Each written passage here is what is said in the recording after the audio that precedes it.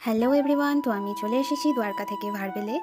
পৌঁছে সবার ফার্স্টে একটি রুম বুক করে নেওয়া হলো। দেখুন, আমার রুম থেকেই সোমনাথ মন্দিরের চূড়া দেখা যাচ্ছে, আপনারা বুঝতে পারছেন, আর ওদিকে সমুদ্রও দেখা যাচ্ছে। তো তাড়াতাড়ি তৈরি হয়ে আমরা বেরিয়ে পড়লাম। সবার প্রথমে চলে এসেছি ত্রিবেণী সঙ্গম। আজ 4 অক্টোবর শনিবার, গুজরাটে আমাদের তৃতীয় দিন।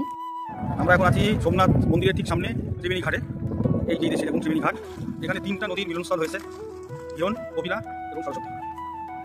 এই দেখুন সবাই এখানে স্নান করছে, স্নান করার জায়গা রয়েছে। গুজরাটের বিখ্যাত কিছু খাবার দিয়ে সকালের ব্রেকফাস্ট সেরে নিলাম।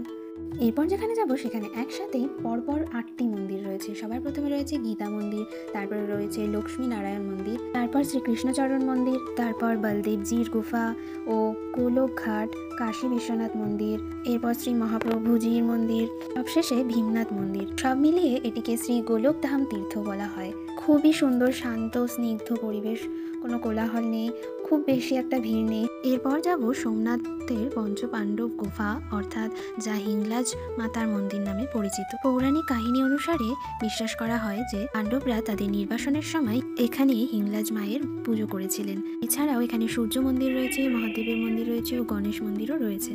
এরপর কামনাথ মন্দির দর্শন করে বেরিয়ে পড়ব পরশুরাম মন্দির দর্শনের উদ্দেশ্যে।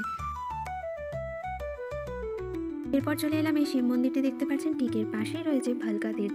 এই সেই জায়গা যেখানে শ্রীকৃষ্ণ নিম গাছের তলায় নিজের দেহ ত্যাগ করেছিল। যে দেখতে পাচ্ছেন এই সেই নিম গাছ এখনও রয়েছে এবং পাশে সেই বিগ্রহটিও রয়েছে। এখানে একটি কুণ্ডও রয়েছে। এরপর চলে এলাম আরব সাগরের তীরে যে শিবলিঙ্গটি নিজে থেকে উৎপন্ন হয়েছিল, 3টি শিবলিঙ্গ, সেই শিবলিঙ্গতে শুভঙ্কর গিয়েছিল সেটিকে স্পর্শ করতে। আমরা দূর থেকেই প্রণাম করেছিলাম এবং সমুদ্রের ধারে দেখুন খুব সুন্দর সুন্দর জিনিস পাওয়া যাচ্ছিল। এরপর লাঞ্চ সেরে নিয়ে রুমে গিয়ে কিছুক্ষণ রেস্ট নিয়ে রেডি হয়ে বেরিয়ে পড়লাম সোমনাথ মন্দির দর্শনের উদ্দেশ্যে। মন্দির দর্শনের আগে আমরা সি বিচের দিকটাতে আগে ঘুরে এলাম, কারণ সূর্য ডুবে গেলে তারপর আর দেখতে ভালো লাগবে না।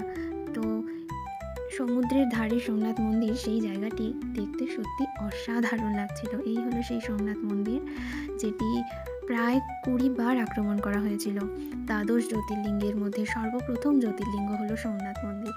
এই বিচের ধারে যেতে হলে আপনাকে 5 টাকা করে টিকিট কেটে নিতে হবে, তারপর আপনি এদিকে প্রবেশ করতে পারবেন। এরপর সূর্যাস্তের পর আমরা চলে এলাম মন্দিরে।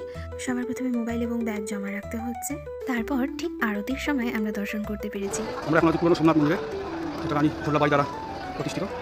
পর গুজরাটে ডে 4-এ থাকছে জুনাগড়। সেখানে কোথায় কোথায় ঘুরলাম সব কিছু আপনাদের সাথে শেয়ার করব। তার জন্য ফলো রাখতে হবে আমার চ্যানেলটিকে, সাবস্ক্রাইব করে রাখবেন। টাটা।